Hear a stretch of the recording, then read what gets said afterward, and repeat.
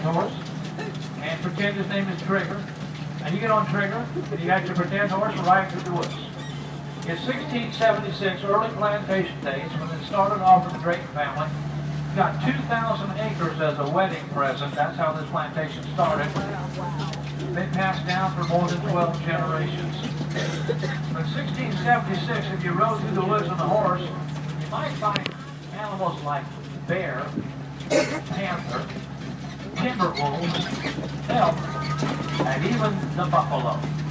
Today in the woods, white-tailed deer and bobcat, red fox, gray fox, squirrels, raccoons, rabbits, otters, opossums, wild turkey in the woods, and a new critter, possum on the half-shell. I'm talking about armor-plated possums and iron-banded armadillos. We got started getting them last year. Well, when I talk about wild turkey, I think about Thanksgiving. That gets me hungry for that turkey. Or maybe some venison for that the sportsman banquet I went to last fall. They had some of the best venison. Then, of course, in the early spring, late winter, they had that oink and oyster roast. We had cooked the wild boar ground and barbecue.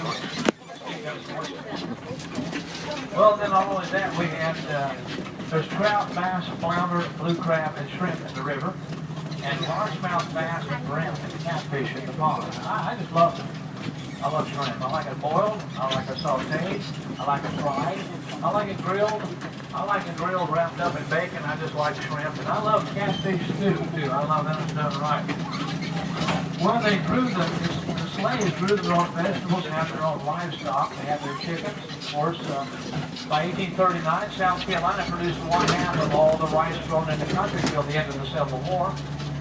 And then they had that Frogmore stew that they make in the South, and they break up a corn cob in 3 pieces and throw it in a big old 5-gallon bucket of boiling water, 10-gallon buckets, about 4 pounds of shrimp, and boil it up in there and throw in some sausage and some potatoes. Woo, and then have some blueberry muffins for breakfast and pecan pie for supper. I mean, man, that's some good eating right there. Oh, got carried away. Here's a big old oak tree to my left. The fiber of the tree is different than most oak. It's hard. It's almost impossible to split live oak. You're not going to do it in the backyard with a winch. You hang up a hydraulic splitter. The live oak wood was used when they made the USS Constitution and the Constellation. On August 19, 1812, Her Majesty's ship La Guerrière of the British Navy elevated their cannons, started firing cannonballs into the side of the USS Constitution to find out those cannonballs bounced off like BBs on a brick wall. The next day they were called that ship Old Ironsides, the oldest active duty ship in the United States Navy. Oh, look out here. We're the Indian Burial Mound. It's the largest on the East Coast. This is the Mississippian Mound, a Kusipo tribe. We're the low country, and anytime there's a hill, there's probably a story behind it. This is an Indian Burial Mound to my left, the Kusipo tribe, a nomadic tribe. One of the ways that they buried their dead here was under the ground in mounds, and way up in the Badland country, in the Midwest, upper Midwest, was like the Lakota, and Dakota tribes. Well, the Lakota, and Dakota tribes, what they did there was actually, we call them the Sioux Nation, they wrapped up the deceased in buffalo hide and let them deteriorate in the open air. And then until they've been their last council fires and passed to the land of shades. Well, gee whiz, you know, I love to catch animals in wildlife, and I probably could have caught that gator, but I was going to let him go right there. But let me stop here for just a moment with a tale from the trails.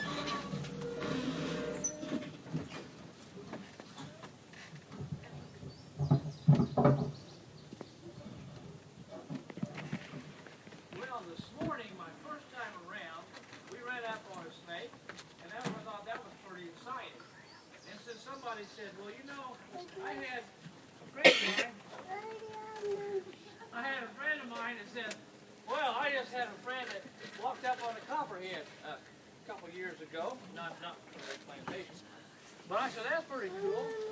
I said, you know, I didn't see it. And I said, that's not too cool. South Carolina has got, here, I'll take that book right there, man. Thank you very much. Appreciate that. I told him, I said, you know, the United States has got 4 types of poison snakes, family. They got rattlesnakes, copperheads, cottonmouth or water moccasin, and the coral snake. Unfortunately, South Carolina has 4 types of poisonous snakes: rattlesnakes, copperhead, moccasins, and the coral snake. But you know, most people who get bit by the copperhead stepped on. Yeah, they step on them. Sure do. They have a very, this is a small one, but it has a very distinguishable hourglass pattern. They say, how does it step on it? It works like this. If you get them in the woods, laying up in the weeds, in the woods, I'm going to throw one in here, if you can, he's throwing in the woods. And there you go. There's a copperhead in the woods, right there. Right there. It's almost hard to see. They blend in so well, especially in the evening when you're not looking for them and you step on them and bam, now you've been tagged. But nobody has ever been bitten by poison snakes on this plantation. Nobody's ever been attacked by an alligator. However, nobody's died from a copperhead bite. However, by the time that you get the medevac and the ICU, the emergency room, the technicians, and the people identify the snake, and you get that ICU and you get the venom, antivenom at $5,000 an ampule pop, and then maybe go up to 40 ampules. By the time you get the doctor bill in the mail, that's when you have your heart attack. But it doesn't come right away. Well, what if I told you that that's the least dangerous? One of the more dangerous ones is the eastern diamondback rattlesnake. Now they can put their head on one side of the trail and the tail lay on the other. They can get up 8 feet long. They can weigh 15 to 20 pounds. This is one, average size, full grown, that I skinned out from the petting zoo that died a few years ago in the petting zoo. So I skinned him out. I said, I'll put him out there. I'll talk about him on a nature trail. Beautiful pattern. Beautiful pattern. You know, here in the South, we've actually got some country girls. They call themselves grits. Girls raised in the South. Grits. And these country girls said, man, I love that snake skin. I want a purse or a handbag or shoes or whatever. And guys put them on guitar straps and on hat bands, and they put them on the walls and stuff like that. Beautiful pattern with a diamondback. But it uses this beautiful pattern to actually hide itself and camouflage and catch its prey. I'll show you how that works. Let me lay it down in here, and we'll put it against this tree. Okay? Now, you got to realize it's coiled up under the tree, but it's hard to do with that snake skin. But here's the dark diamonds match with imperfections in the tree. The gray matches the bark really well. The diamonds are lighter near the tail, so they blend in with the surrounding in case it's not near the head. And then the yellow, what about the yellow? I'm glad you asked. Because when the sun comes down and shines through the trees, then it kind of blends through the trees and shines down on the snake, and now you get this mosaic pattern like a church window, right? And it's kind of pretty much invisible. Now, I've watched a lot of squirrels through the years, and squirrels jump on trees, from tree to tree, and when they run up a tree, they run out the head first. And when they run down a tree, they run down a tree head first. The predator takes his prey head first. Because you get it by the head, and you can't worry about much in the end. So the rattlesnake's laid down there, checks the watch. Here comes the squirrel running around, all of a sudden runs down the tree, head first, into the rattlesnake's mouth, head first, and the pizza is just delivered. There's a fellow by the name of Steve Irwin, you probably heard of him, called the Crocodile Man. People watched him and loved him on TV all over the world. And his whole life was in front of the camera, probably. Well, anyway, I love Steve Irwin, too.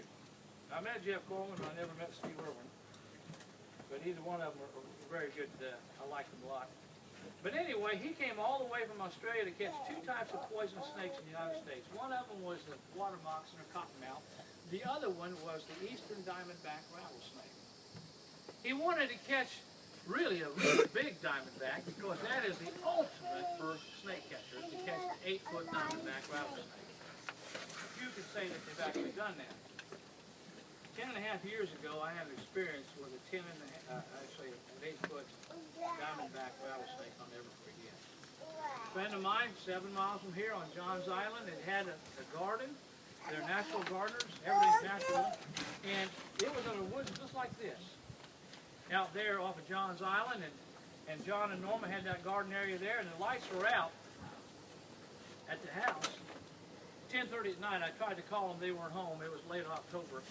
But they had a security light out back. And they told me, Dick, anytime, I don't care, day or night, you come out here, I want you to check out that area because when you have a garden, squirrels like it, rabbits like it, little rodents like it, and rattlesnakes like all those. So anyway, they said, come check it out. I went there and my wife said, if you're going to walk back in the woods, I'm going to walk back with you. I said, okay, she was right beside me. I'm in the woods. It's not a full moon, it's a half moon. And the little security light wasn't real bright. And I see the biggest diamondback rattlesnake I've ever seen. It is this big around. I stood beside it, was laid out. Its rattles are a foot past my hand on this side. Its head was a foot past my hand on this side. I'm looking like this, and I'm thinking, oh man, whoa. And I'm thinking, oh man, I'm 60% scared and 40% pumped. I'm kind of like, oh wow, you know, I'm shaking like a paint shaker. And I told my wife, I says, that is the biggest diamondback rattlesnake I've ever caught, I've ever seen. Oh my gosh, look at that thing. What do you think of that? Do you see that thing? And I look around, I hear slam, slam, lock, lock. She was in the truck door, she slammed the doors and locked the truck door. She rolled the window up. So I knocked on the window. I really want this thing. She rolls down about this far. She said, you're on your own. I said, I ain't getting much help there. But a man's got to do what a man's got to do. So I took my snake stick and I'm watching, I'm moving around. I make sure I get the perfect pin because I don't want to make a mistake. I pin it, I grab a hold of the snake, get it behind the head, I got a good grip. It didn't feel quite right. I didn't feel the scale, for one thing. But I said to myself, it's 10:30 at night, Dick. It's dark. You got an 8-foot snake in your hand. Do not set it down. Just keep gripping on it until you find out a little bit more about this. So I take this snake right in front of us. Linda, turn on the high beams, turn on the headlights. No, get it away, here. Turn on the headlights. Puts on the high beams. She starts laughing. She laughed for 2 minutes, 2 days, 2 years, 2 centuries, 2 millennia. She's still laughing. It was a rubber blow-up inflatable snake. I didn't know that. But they got one that they could buy at that time. You put it in the garden, and that rubber snake will scare away everything else. You won't have your rabbit. But for 2.5 years, 2 or 3 years, I was known as the rubber snake. And I go to work and everybody was laughing at me, you know, like, oh, here comes Dick. Let me go by. I said, I know y'all laughing. I know. He said, we defend you, Dick. I said, what were you saying? He said, well, I know you caught an 8-foot eastern rubber eastern diamondback rattlesnake, 8 feet long. But I was telling Chris here, you could handle a 10-foot rubber snake just as easy. That's what you got to go through in life. But the worst thing of it is, man, if you ever do something stupid in front of the wife, don't do something stupid from the wife. They won't forget about that. Well, let's head around. We've got a lot more things to see.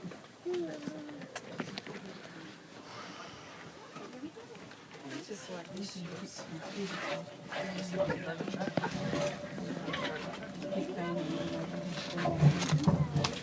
You know, I meet people all over the world. I have so much fun. I have so much fun with people around the world.